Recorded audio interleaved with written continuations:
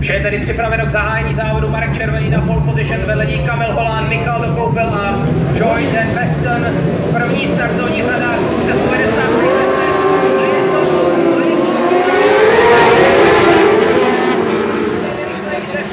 je v prvních zatáčkách nejdříve.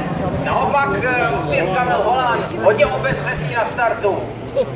Na to závodníky jsou a Marek Červený.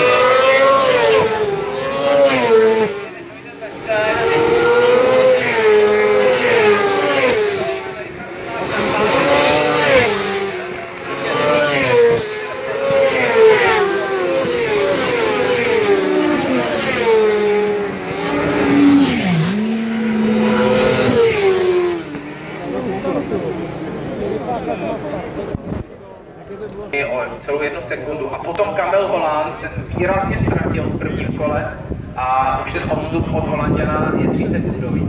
Richard Sedlák potom ztrácí sekundu na Kamila. Kolo jel Richard Sedlák 2:27,9 a Kamil Holán 2:28,4, což je hodně pomalý čas. Mám pocit, že Kamil tam někde asi udělal trošku chybu. Nevím, jestli by kvůli tomu pomalejšímu startu ztratil tolik sekund, to asi ne. Já jsem na to koukal, že jo, takže mají dobrý skok. Loran Hoffman na 13. místě z 11.